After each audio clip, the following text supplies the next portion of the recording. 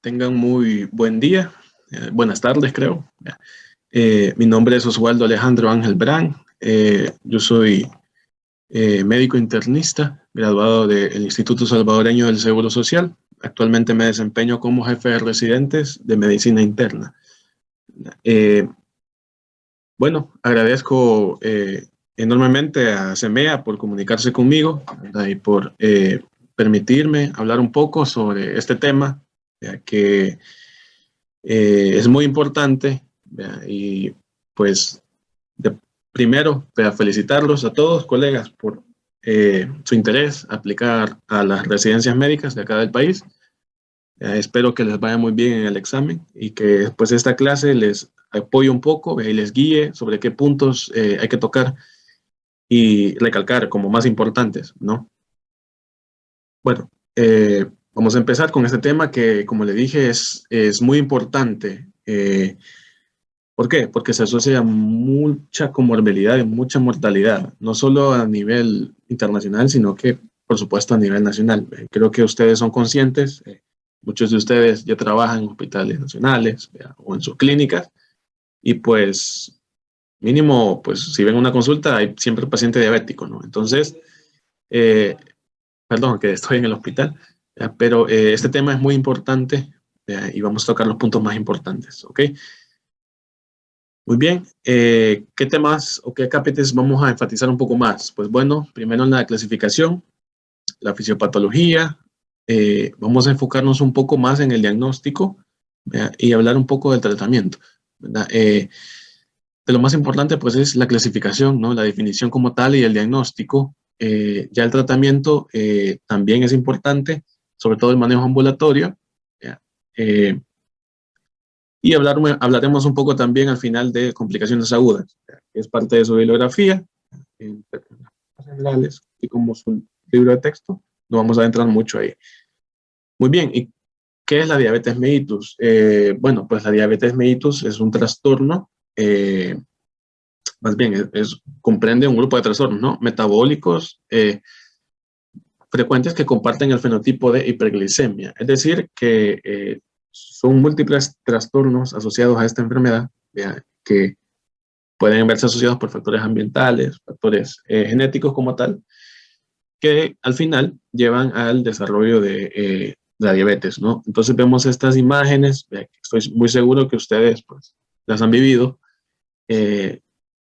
pacientes con enfermedad renal crónica, en hemodiálisis, pacientes ya con complicaciones macrovasculares, de amputaciones, que al final lo que provoca esto es un deterioro de la calidad de vida, ¿no?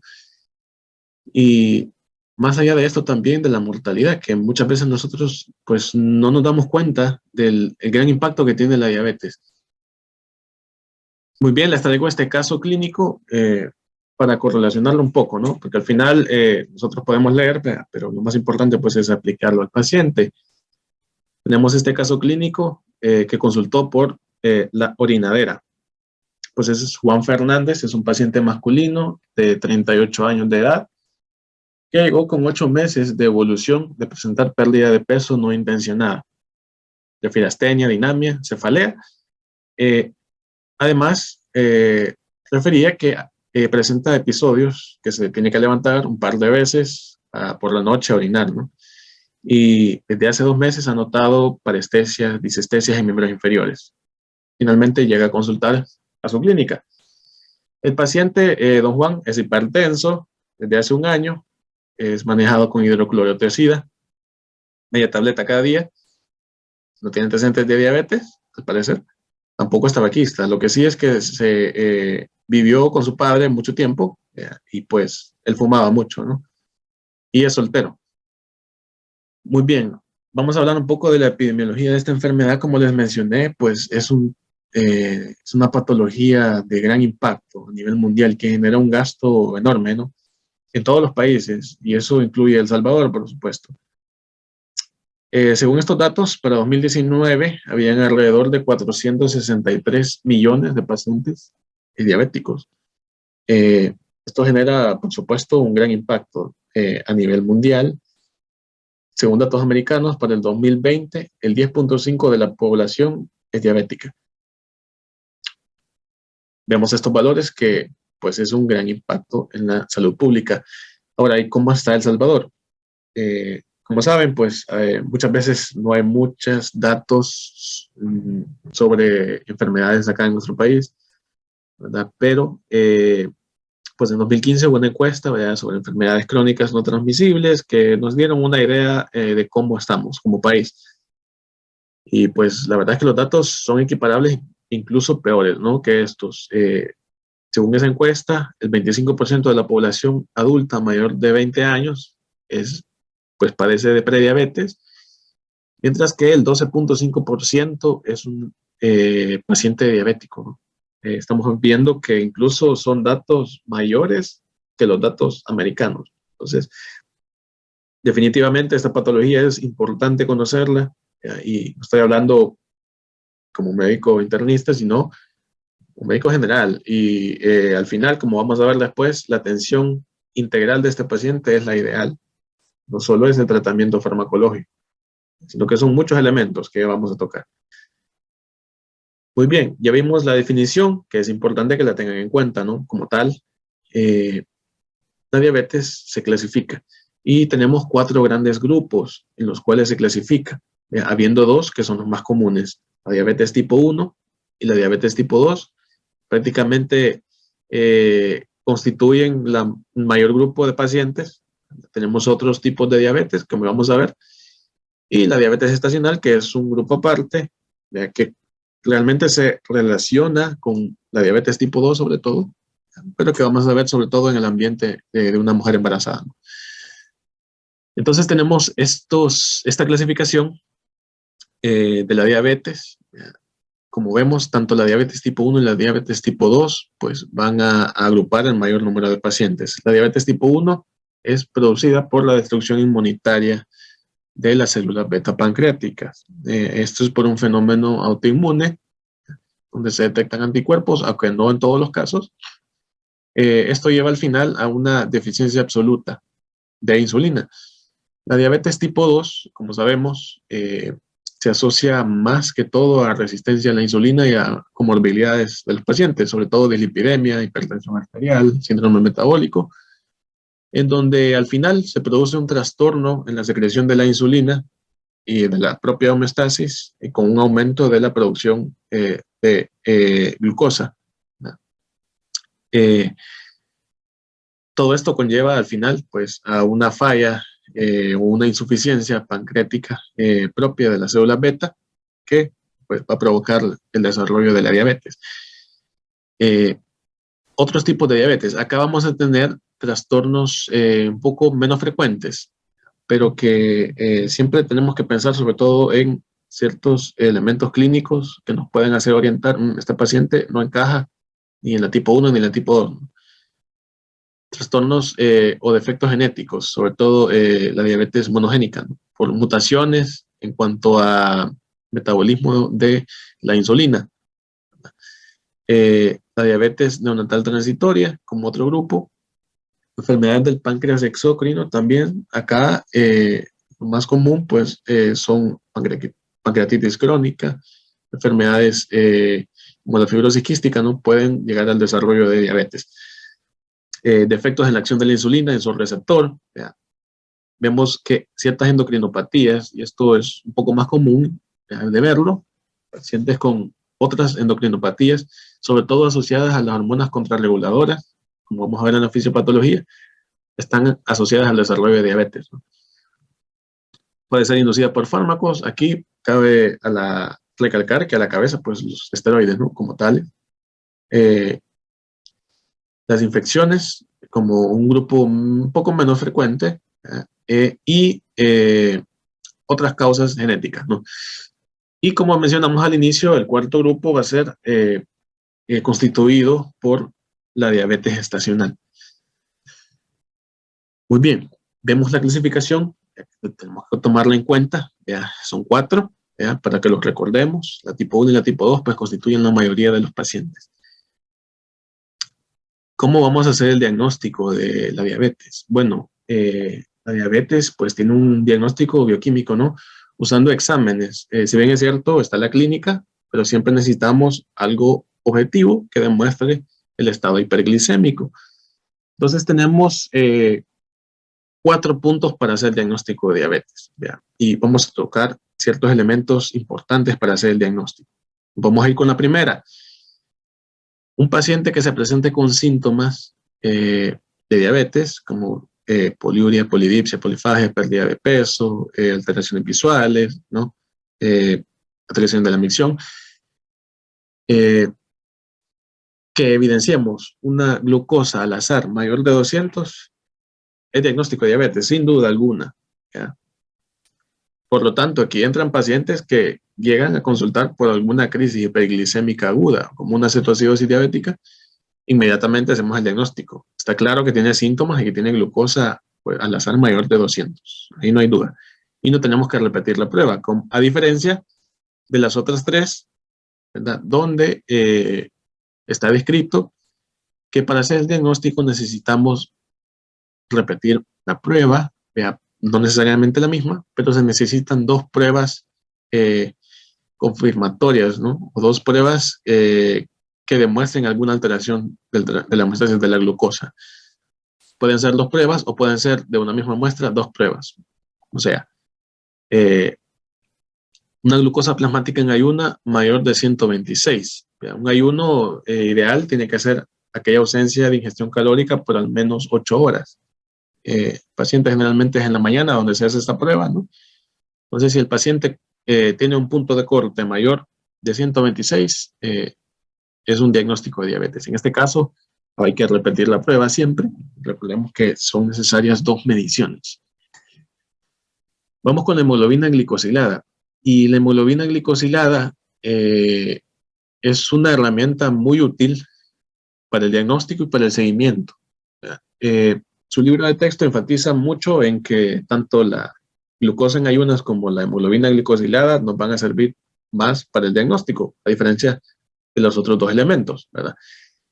Y sí, ahora hay que tomar en cuenta algunos aspectos. Primero, que la hemoglobina glicosilada, para usarla como diagnóstico, pues como tal, debe estar estandarizada, ¿ya?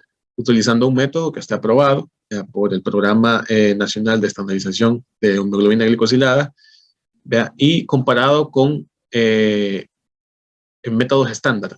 Es decir, la hemoglobina glicosilada tiene que estar estandarizada, de lo contrario, pues no nos sirve para diagnóstico. Esto es un elemento importante tomar de la hemoglobina glicosilada como punto número 1. Vamos con el siguiente punto. ¿Qué otro elemento hay que tomar en cuenta, ¿no? Con la hemoglobina glicosilada, pues, es las alteraciones que pueden provocar que esta prueba no sea útil para el diagnóstico.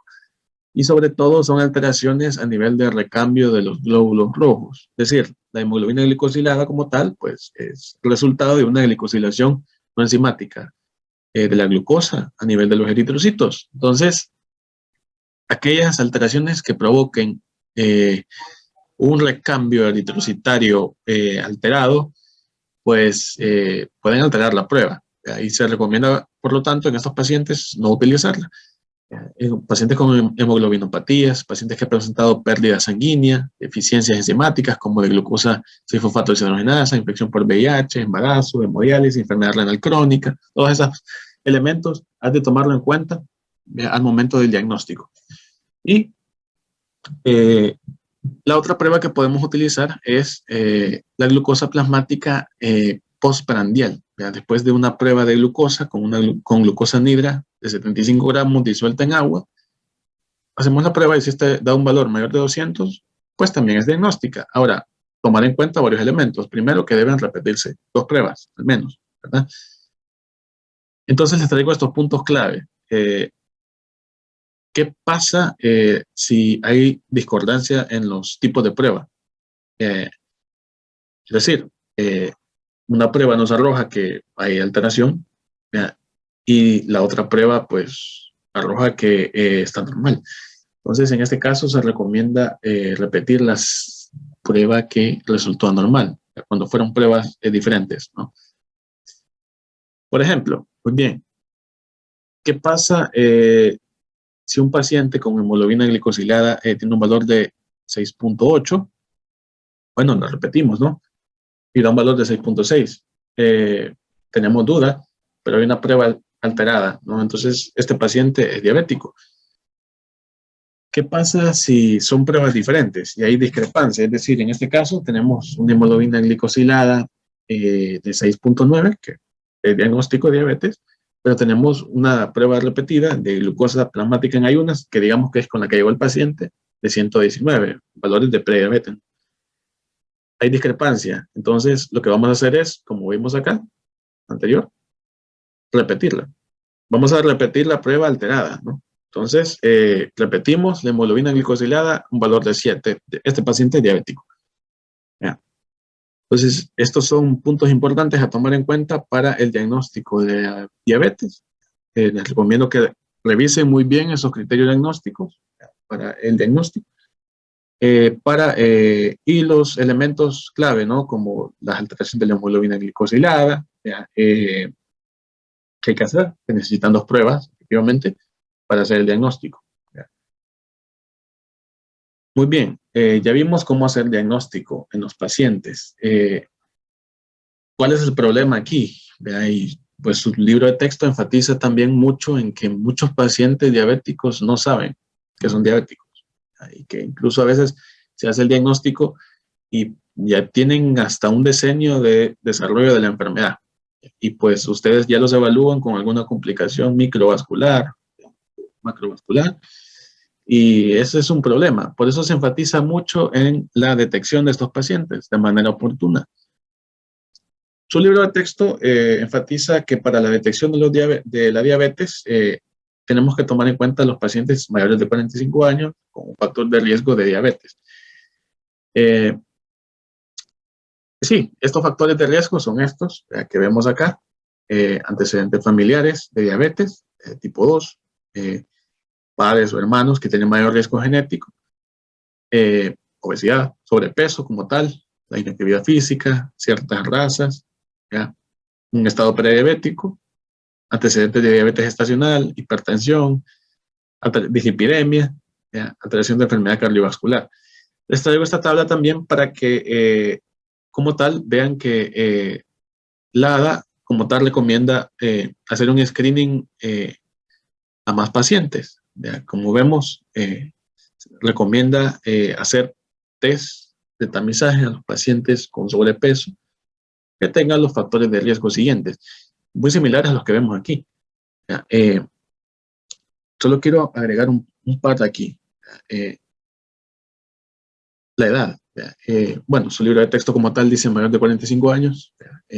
Solo para tomar en cuenta que la edad en este año ya recomienda un valor de 35 años como punto de corte.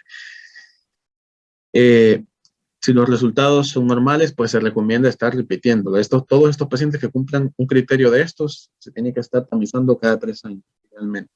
Y acá agrega también los pacientes con infección por VIH, que también se consideran en riesgo para el desarrollo de diabetes. Perdón. Muy bien, hay muchas herramientas que nos pueden utilizar, ¿no? Ustedes muy bien, se deben conocer estos factores de riesgo, porque es importante saberlos a quiénes vamos a tamizar. Es importante que nos revisen, ¿no? En su libro de texto como tal, vean que muchas, bueno, hay guías, ¿no? Norteamericanas, hay guías europeas o asiáticas como tales.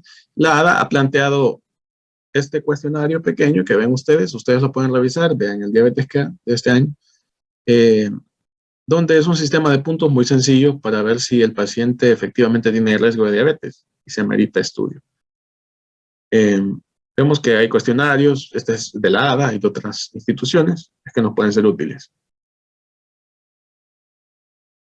Bien, pues ya sabemos cómo hacer el diagnóstico, vemos a qué pacientes vamos a tamizar, qué pacientes vamos a sospechar que tienen diabetes, sobre todo porque la mayoría son asintomáticos, ¿no? Y ese es un gran problema porque, como dije, muchos pacientes ya tienen alguna complicación cuando llegamos a hacer el diagnóstico.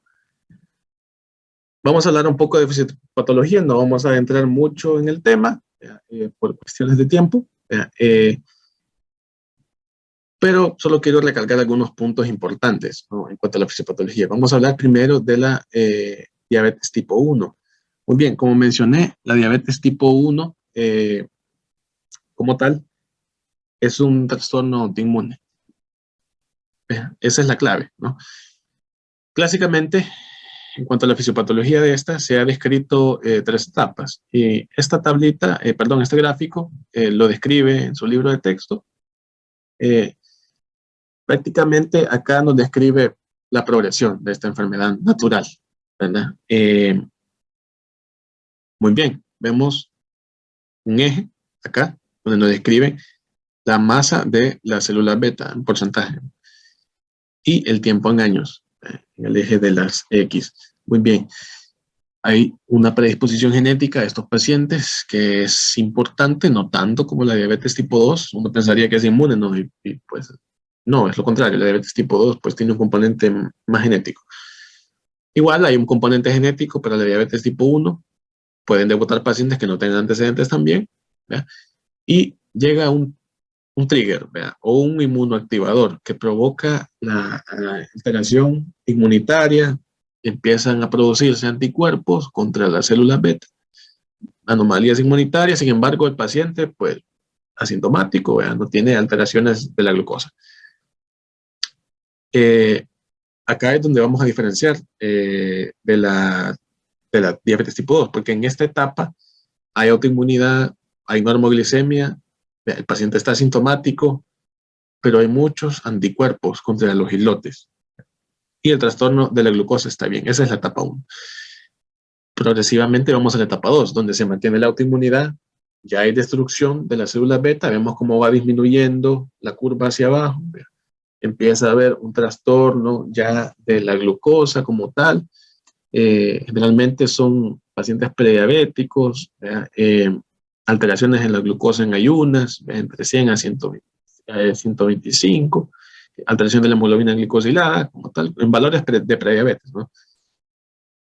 Y finalmente en la etapa 3, donde siempre hay autoinmunidad, ya hay una franca hiperglicemia, ya hay síntomas, que es la clave para la etapa 3, ¿ya? Y pues prácticamente se están cumpliendo todos los criterios de la diabetes. Entonces, esta es la evolución natural a manera general, ¿no? En esta gráfica se describe cómo va progresando y todo se produce por un daño autoinmune de anticuerpos contra varios elementos de la célula beta del islote pancreático, que llega al final a una inflamación a nivel del páncreas con infiltración de los linfocitos, que provoca destrucción de las células beta, ¿no? Entonces vemos que hay un cierto valor, un punto de corte, donde en un inicio, pues, las células beta pueden reponerse, ¿no?, y provocar y producir más insulina. Como tal, como células remanentes. Sin embargo, va a llegar un punto en que ya la producción no se logra de manera adecuada y pues llegan los síntomas y llega la diabetes manifiesta.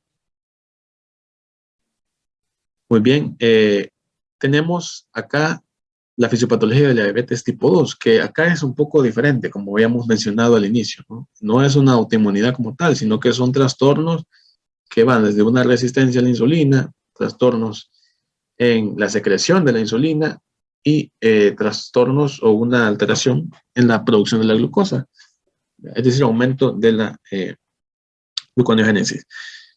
Vemos esta gráfica que nos describe bastante bien cómo está relacionada la secreción de la insulina, la sensibilidad y el desarrollo de diabetes. Bien. ¿Cómo vamos a entender esta gráfica? Muy bien, tenemos en este eje de la Y la cantidad de picosmol por minuto de insulina que se secreta. Y en el eje de las X vemos la sensibilidad a nivel de los tejidos periféricos. Y tenemos varios puntos, punto A, punto B, punto C y punto D. Muy bien. ¿Qué pasa cuando hay resistencia a la insulina? ¿Y qué es lo que provoca no esta resistencia? Pues muchas cosas. Sí, puede ser genética, como vimos anteriormente, pero generalmente son trastornos asociados, como la obesidad como tal, que disminuye el efecto de la insulina a nivel de los tejidos periféricos, del músculo estriado sobre todo. Entonces, se produce una resistencia a la insulina. Esto nos mueve hacia acá. Entonces, vemos cómo cuando hay resistencia a la insulina, pues va a haber mayor secreción de insulina a nivel del páncreas, ¿ya? Llegando a este punto, ¿no?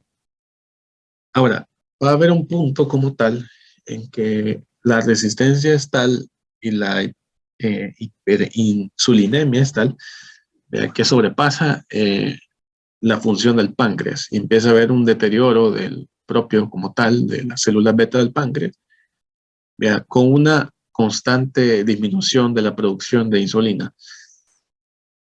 progresiva, ¿no? Primero va a haber una intolerancia a la glucosa o prediabetes. Finalmente, pues llega a un trastorno de diabetes tipo 2, como tal, con síntomas. Entonces, a este punto están asociados otros elementos como la alteración en la producción de la glucosa a nivel del hígado. Es decir, se está produciendo más glucosa. Continúa la resistencia periférica. Al final, pues la célula beta del páncreas se hace insuficiente también. Y pues llega la falla y llega la presencia de los síntomas. De manera general, estamos hablando acá sobre la fisiopatología, que hay muchos elementos que tocar, ¿no? Quiero que ustedes entiendan, ¿no?, que la tipo 2 se caracteriza por la resistencia a la insulina, por una alteración en la secreción de la insulina, ¿ya?, y un aumento de la producción de glucosa, sobre todo a nivel hepático. Hay otros elementos intrigados aquí, por supuesto, ¿no?, sobre todo asociados a las comorbilidades que presentan estos pacientes. Y pues aquí hay bastante que hablar. De manera general, así hemos entendido ambas diabetes. Ahora, ¿cómo van a llegar estos pacientes a la pues a su consulta, ¿vea?, o a la unidad de emergencia? Realmente el problema acá es que muchos pacientes, como dije, son asintomáticos. Y pues cuando ustedes hacen el diagnóstico, han pasado hasta 10 años del que el paciente es diabético y ha tenido ya complicaciones microvasculares o macrovasculares. Ese es un problema, y ese es el gran problema de esta enfermedad. Y pues conlleva gran carga a nivel de la salud. Pero si el paciente se presenta con síntomas, pues los síntomas son muy variados. Las clásicas 4P, ¿no?, de la glucosa, realmente es la pérdida de peso, la poliuria, la polidipsia, la polifagia, como tal. Pueden haber mareos, pueden haber parestesias, como el paciente, como don Juan. Los síntomas son muy variados.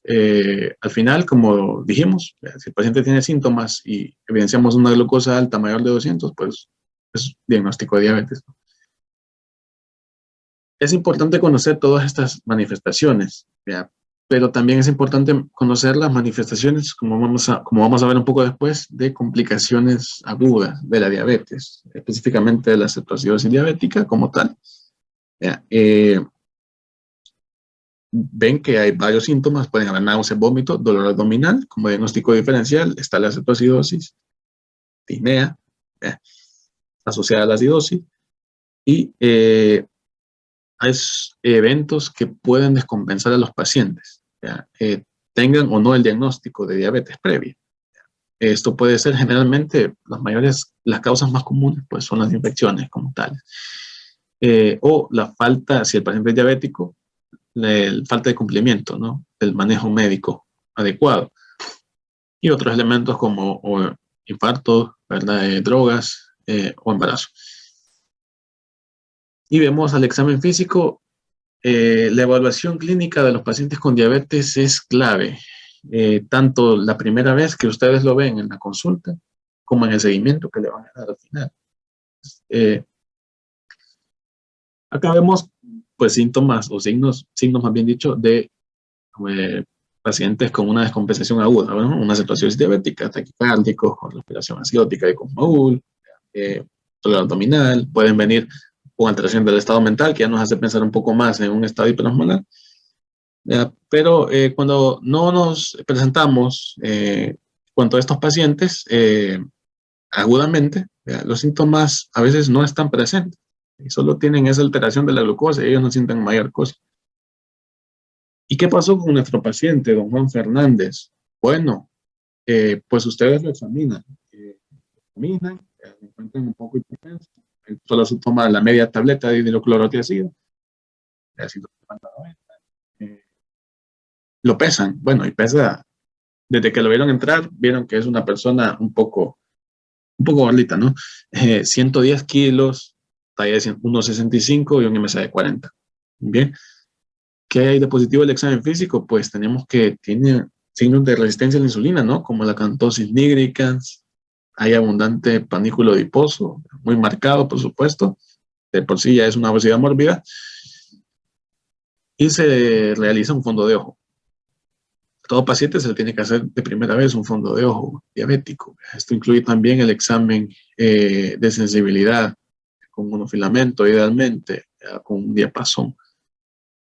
Vemos este fondo de ojo de este paciente marcada, ¿no? La retinopatía pues se clasifica en proliferativa y no proliferativa. Vemos bastante daño a nivel de la retina por la toxicidad de la glucosa en don Juan. Y tras esos exámenes, una glucosa en ayunas que al inicio daba de 123. Bueno, es prediabético. Creatinina de 1,08, dislipidémico con hipercolesterolemia, ¿no? Hipertrigliceridemia de 356, hemoglobina de 12,4. Entonces usted le decide repetir una hemoglobina glicosilada con un valor de 7,5. ¿Es diabético, don Juan? Claro que sí, ¿verdad? Utilizando los criterios, tenemos una prueba alterada de 7,5%, ¿no? Lo cual nos hace el diagnóstico. Muy bien, ya tocamos algunos elementos importantes, ¿no? Cómo hacer el diagnóstico, bueno, desde la clasificación, cómo hacer el diagnóstico de diabetes, como aspecto muy importante, manifestaciones clínicas, un poco de fisiopatología. Ustedes lo pueden revisar en su libro de texto, los elementos así a detalle. Y vamos a hablar, pues, de todo es importante acá, pero el tratamiento sin duda es importante, ¿verdad? Prácticamente tenemos tres pilares. Su libro de texto lo enfatiza mucho. Vamos a tener tres pilares, ¿no? Permitir el estilo de vida del paciente tan normal como sea posible. Esto depende de cada paciente. Eliminar las complicaciones a largo plazo y eliminar los síntomas. Generalmente los síntomas se logran controlar al mejorar la glucosa, ¿no? Abajo de 200 generalmente resuelven los síntomas.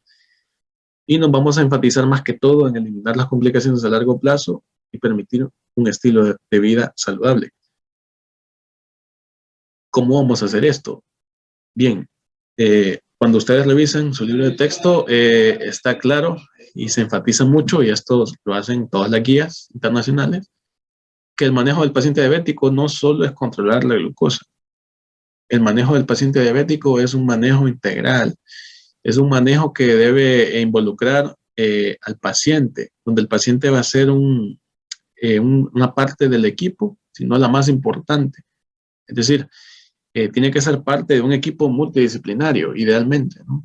Está el médico, está el paciente como un actor activo de su tratamiento, un equipo multidisciplinario que involucre enfermera, eh, eh, una educadora de la diabetes que esté pendiente de ella, una asesora psicosocial del paciente.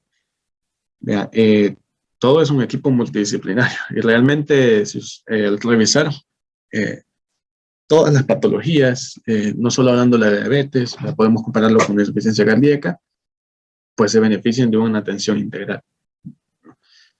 Entonces su libro de texto enfatiza una guía para la atención médica integral de estos pacientes. Muy bien, el control glicémico óptimo y tratamiento individualizado. Si ven, solo es una parte del tratamiento del paciente.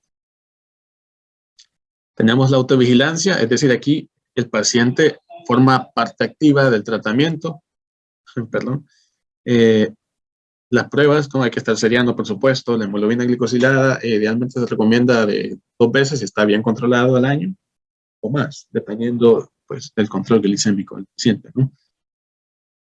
Y hay un acápite, ven acá, se llama tratamiento del estilo de vida del paciente, y esto involucra varias cosas, como vemos: capacitación, paciente, terapia nutricional, actividad física, atención psicosocial, todo eso parte de un equipo multidisciplinario. Y cómo vamos a tratar las complicaciones, es decir, para que no ocurra, como el otro pilar. Bien, entonces hay que estarlo viendo, hay que estar haciendo examen ocular, hay que estarle evaluando los pies 1 o 2 veces al año, y el paciente tiene que estarlo viendo. Por eso hay ciertos elementos, aquí hay mucho que hablar, y pues el tiempo se nos hace un poco corto, eh, pero cosas pequeñas, ¿no? Como recomendarle al paciente que debe colocar un espejo abajo para que ella o él pueda ver, evaluarse los pies diariamente, ¿no? En las áreas que no puede ver por sí mismo. Y por supuesto, el tratamiento de las comorbilidades. Esto es clave porque se asocia a una reducción de la mortalidad del paciente. Entonces vemos que esta es una guía, y todos estos aspectos dan un manejo integral, y es de tomarlo en cuenta, porque no solo es el control de la glucosa. ¿Qué objetivos vamos a seguir en los pacientes? Primero, esta es una guía, y esto es para todas las enfermedades en general. Tenemos guías que se hacen, pero cada paciente es diferente, ¿no? Entonces, estos son los objetivos terapéuticos recomendados por la ADA. Si ven, hemoglobina glicosilada abajo de 7, esto es individualizado en cada paciente, dependiendo, ¿no? Si el paciente tiene muchas comorbilidades, es anciano, vemos que por sus comorbilidades, pues la esperanza de vida no va a llegar a tantos años, no somos tan estrictos, ¿no? Damos un valor un poco más de 5 o de 8, dependiendo. Glucosa plasmática en fase preprandial de menor de 130, 80 a 130, y la glucosa postprandial a menor de 180. La presión arterial idealmente tiene que ser normal. A veces otras guías recomiendan bajarlo, ¿no? Abajo de 130. Y traigo esta comparación en cuanto a las guías. Vemos guías de la parte asiática, vemos las recomendaciones de la ADA y de la Asociación Americana de Endocrinología. Esta es la que vimos al inicio, ¿no? Glicosilada abajo de 7, presión arterial abajo de 140/90 para diabéticos, y realmente abajo de 130/80. LDL, este es un tema aparte también de las dislipidemias, pero se recomienda un control adecuado de la dislipidemia, si vemos, lo que recomiendan ellos es bajarlo con estatinas de moderada intensidad hasta alta. Esto depende mucho del paciente, o sea, esto es bien individualizado. Los triglicéridos, solo la Asociación Americana y la Coreana recomiendan valores abajo de 150, y recomiendan valores de HDL también. Antes lo recomendaban, hoy si vemos, las guías asiáticas enfatizan un poco más, vea que para hombres más de 40, mujeres más de 50. Vea. Pero estas son las de la ADA, la que coloca su libro de texto para que los tengan en cuenta, ¿no? Vamos a hablar un poco en cuanto al tratamiento, vea, que ya cuestiones de tiempo también. No vamos a adentrarnos tanto así en un manejo muy enfatizado, ¿no? Así muy detallado en cuanto al manejo de la diabetes, sobre todo el manejo con insulina, que ya es un poco más de manejo hospitalario, ¿no? Está claro que en la diabetes tipo 1 pues hay una ausencia total, una ausencia, a veces hay un poco de producción de la insulina, pero es muy leve. Entonces estos pacientes de entrada pues necesitan tratamiento con insulina, y así es. Esta tablita es importante que la tomen en cuenta. ¿Por qué? Porque vemos cómo se clasifican las insulinas que existen. Hay más, de hecho, que podemos agregar más, pero su libro de texto plantea estas. ¿Qué es importante acá? Primero conocerlas, al menos las que tenemos, al menos en la institución donde yo trabajo, pues al momento, hospitalariamente, pues solo contamos con la insulina regular y la insulina INPH, ¿no? Pero es importante conocerlas todas como tales y su clasificación. Vemos que se clasifican de acción corta y de acción larga. Cada una tiene un inicio diferente, tiene un efecto máximo y cuánto dura. O sea, todo eso es importante. Si vemos en las que nosotros estamos acostumbrados a utilizar la INPH, por ejemplo, vemos que su inicio de acción pues es a las 2 a las 4 horas. Generalmente a las 2 horas tenemos como el límite inferior, ¿no? Y una duración de hasta 16 horas. Todos estos elementos es importante conocerlos porque cada insulina es diferente. ¿Y por qué? Porque en base a eso hacemos el tratamiento, ¿no? Su libro de texto enfatiza en cuanto al manejo de la diabetes tipo 1, diferentes regímenes que podemos utilizar. Vemos en esta A, acá, vemos los diferentes transcursos del día, ¿no? Durante el desayuno, durante el almuerzo, antes de acostarse y en la noche. Hay varios regímenes que se pueden recomendar, como vemos acá. Un régimen basal de una insulina de acción prolongada con insulinas prandiales. Esto para pacientes diabéticos tipo 1. Vemos otro régimen que se puede utilizar también con una insulina basal, sobre todo la que disponemos nosotros, la INPH. Acá, tanto en la mañana como en la noche, y dar insulinas prandiales, sobre todo en la mañana, como análogo de la insulina. Y vemos acá que es una infusión, una terapia de infusión con una insulina que se libera de manera constante del día mediante bombas especiales. No es muy común ver esto. La diabetes tipo 1, pues el manejo es con insulina, ¿no? Y eso no hay duda, porque no hay producción de insulina por el páncreas, o sea, hay sumamente mínima. Voy a enfatizar un poco más en la diabetes tipo 2, porque generalmente es la que nosotros tratamos como tal. Vemos pacientes todos los días, seguramente. Como dije, para la diabetes tipo 2 aplica lo mismo. Es un manejo integral del paciente. Es decir, un control glicémico sí, pero ese control glicémico no solo es la medicación, es el ejercicio, es la dieta, el cambio de vida, estilo de vida, un tratamiento de estilo de vida, como vimos en la tablita. Tratamiento de los trastornos asociados, hipertensión, dislipidemia, obesidad, tal, y la detección y prevenir que avancen las complicaciones, ¿verdad?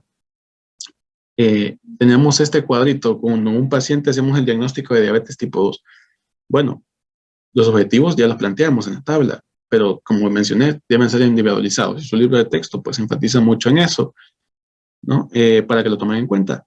El tratamiento médico óptimo de la diabetes incluye tratamiento nutricional, el ejercicio, la pérdida de peso, el equipo multidisciplinario, la atención integral, la medicación.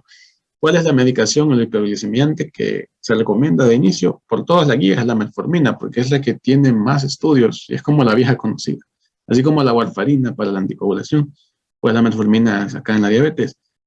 ¿Qué hipoglicemiantes disponen? Bueno, esta tabla está en su libro. Es importante que lo revisen. Vea como todos los grupos de hipoglicemiantes que se disponen al momento, y seguramente van a haber más. Tenemos las biguanidas, que son las más conocidas, la metformina. ¿Vea? Si vemos su libro de texto, no vamos a revisar cada uno acá, ¿vea? Pero vemos que su libro de texto enfatiza en el precio, y la verdad es que el precio es muy importante. No todos los países tienen acceso a estos medicamentos. De hecho, bueno, acá estos medicamentos son muy caros. Por ejemplo, los análogos del GLP-1 son muy caros, a pesar de que las guías los recomiendan de inicio junto con la metformina, antes de la insulina.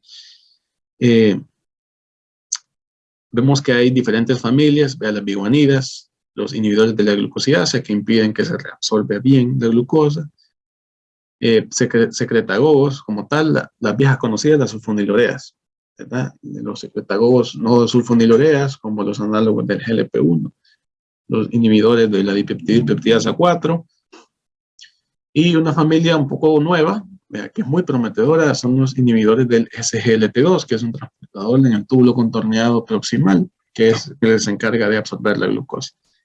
Bien, esta tabla deben revisarla, ¿no? En cuanto al mecanismo, algunos ejemplos, y qué tanto controla la glucosa. Si ven, si observan, quiero que observen bien, tanto las biguanidas como los secretagogos, que son los viejos conocidos, logran un efecto bien marcado en la hemoglobina glicosilada, hasta el 2%, en comparación con los otros. Tenemos medicamentos parenterales, ¿no? Que aquí, pues, el más conocido es la insulina, ¿no? Tenemos también análogos agonistas de la amilina. Que estos se pueden utilizar al igual que los agonistas del receptor, ¿no? El GLP-1 como tratamiento asociado a la insulina. Ya vamos a ver un poco después. Muy caros, sumamente caros estos medicamentos. Esperemos que en algún momento pues dispongamos de ellos, pero pues por el momento vamos a disponer de lo que tenemos. La insulina, quiero enfatizar aquí un poco en la insulina porque no hay que ver mal la insulina en la diabetes tipo 2. De hecho, al revisar, está recomendado iniciar insulina muchas veces en pacientes diabéticos tipo 2 que tienen muchos síntomas catabólicos, ¿no? Como la pérdida de peso, o hemoglobina glicosilada muy alta, más de 10, o glucosas muy altas como mayor de 300. En esos pacientes es bien difícil controlarlos de manera solo corporales, ¿no? Entonces la insulina juega un papel importante. Esta tablita, ya para ir terminando, vemos, es por la ADA, vemos cómo el manejo de la diabetes tipo 2, pues, es muy amplio. Ya dijimos, un manejo integral de las comorbilidades, de los factores de riesgo, y el medicamento de primera escoge es la metformina. De ahí no hay duda alguna que la metformina, esa es la biguanida y es de por sí el medicamento de escoge. ¿Cómo vamos a tratar a estos pacientes? La ADA enfatiza que podemos agregar ciertos medicamentos dependiendo de las comorbilidades de los pacientes. Pacientes con mucho riesgo cardiovascular. De por sí la diabetes, ya por el solo hecho de tener diabetes, un paciente ya tiene alto riesgo cardiovascular. Bueno, recomiendan los análogos del GLP-1 que son muy efectivos. Lamentablemente el costo pues es un problema muy serio porque son muy costosos. Los inhibidores del GLP-2, que este es un grupo farmacológico muy bondadoso en cuanto a sus efectos, que disminuye la mortalidad cardiovascular.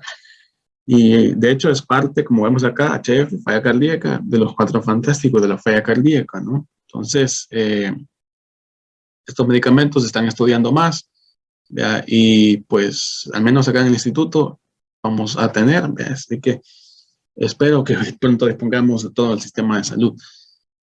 Igualmente, su uso en la enfermedad renal crónica, los mismos inhibidores del GSLT2, pues han demostrado en algunos estudios disminuir la progresión renal en estos pacientes. Esto, claro, se asocia al IECA, por ejemplo, que disminuye la proteinuria en el daño glomerular por la hiperglicemia. Muy bien, para ir terminando ya, vamos a tocar elementos así generales, por cuestiones de tiempo, de las complicaciones agudas. Vamos a hablar dos principales, cetoacidosis y estado hiperosmolar. Los síntomas, ya los revisamos, ¿verdad? El paciente puede llegar muy descompensado, puede tener diagnóstico previo o puede ser de nuevo. Entonces, eso es importante porque hay que sospecharlo en todos los pacientes. No se nos puede escapar una complicación de estas. ¿Y cómo vamos a diferenciarlas? Bueno, este cuadro está en su libro, lo pueden revisar. Ven que generalmente hay ciertas diferencias clave. Y los puntos clave acá son, primero, la glucosa. El estado hiperosmolar generalmente es una glicemia sumamente elevada. En cuanto a la cetoacidosis, como lo dice su nombre, hay cetonas, ¿no? Entonces hay producción de cetogénesis, ¿ya? Porque hay una ausencia total de insulina. Entonces hay producción de cuerpos cetónicos y hay cetoacidosis. Entonces, como su nombre lo dice, entonces, para hacer el diagnóstico, lo que no debe faltar en una cetoacidosis es acidosis, ¿verdad? Y formación de cuerpos cetónicos. ¿Por qué la glucosa puede estar normal? Sí, puede estar normal. Hay cuadros de cetoacidosis euglicémica, sobre todo en los pacientes, por ejemplo, embarazadas o que toman inhibidores del GSLT2. El estado hiperosmolar, la clave acá es, para que ustedes puedan hacer el diagnóstico y sospecharlo, niveles de glucosa muy altos. Acá su libro de texto, más de 600, le colocan, ¿no? Y acá lo característico es que no hay cuerpos cetónicos, el pH está normal, pero hay una hiperosmolaridad muy marcada, sobre todo más de 320. Algunos textos difieren, que vemos 330, 380. Esa es la clave, hay una hiperosmolaridad asociada a una grave deshidratación. Ese es el punto. Su libro de texto, en cuanto al manejo de la crisis hiperglicémicas, no ahonda mucho. Entiendo que este es un tema más de manejo hospitalario. Su libro de texto pone un cuadro, ¿no?, sobre los pasos que hay que ir haciendo para el manejo de la acidosis. Realmente, más que pasos, pues es un abordaje con varios elementos a tomar en cuenta. ¿Por qué? Porque hay que tratar la deshidratación. Estos pacientes vienen sumamente deshidratados. Los pacientes con cetoacidosis pueden tener hasta 7 litros de déficit, hasta 8. Los estados hipermolares pueden llegar hasta 12, 13 litros de déficit de agua. Entonces vamos a tocar acá, no vamos a entrar mucho aquí, ¿verdad?, porque no es parte de la charla, pero vemos que los pilares son importantes que los conozcan, ¿no? La hidratación con líquidos endovenosos, por supuesto, el uso de la insulina, y la insulina es al final lo que va a resolver la acidosis y lo que va a sacar al paciente. Otro pilar es el manejo del potasio, que hay que tomar ciertas consideraciones. Como sabemos, la insulina, por su mismo efecto, hace que se introduzca potasio dentro de la célula, disminuyendo el potasio sérico. El uso de bicarbonato, que realmente tiene su indicación clara, solo cuando hay una acidosis severa de pH debajo de 6,9, de lo contrario, pues no está indicada. El estado manejo de fósforo también, el fósforo se introduce en la célula, entonces eso es otro pilar. Y la alteración de la coagulación, esto más que todo en el estado hiperosmolar, que predispone a estados de coagulopatías. Bien, entonces ustedes van a revisar en su libro de texto una guía, ¿verdad?, que si ven, los pilares siempre se mantienen: la hidratación, el manejo con insulina, cuidado ahí con el potasio y con el fósforo, ¿verdad?, hay que reponer si es necesario, pero eso es lo más importante. Es decir, no vamos a entrar mucho acá porque es una guía, este es un manejo escalonado. Yo a mis residentes les digo que esto tienen que aprendérselo así, tienen que recitármelo, ¿no? Pero eso después a quien le gusta la medicina interna. Pero estos son los pilares que deben tomar en cuenta. Su libro de texto se los coloca en su cuadro, como les mencioné, para que los revisen. Bien, esos son los 2 capítulos que hemos revisado. Creo que me pasé un poco de tiempo, pero son los capítulos que hemos logrado recabar. Los felicito por aplicar, por querer algo más. Una residencia es algo muy especial, la verdad, que uno le cambia la vida. El secreto de la felicidad, pues al final es esforzarse, y el esforzarse es el placer. No es tanto lo que vamos a hacer al final, sino que es ese esfuerzo que vamos a hacer que nos da placer.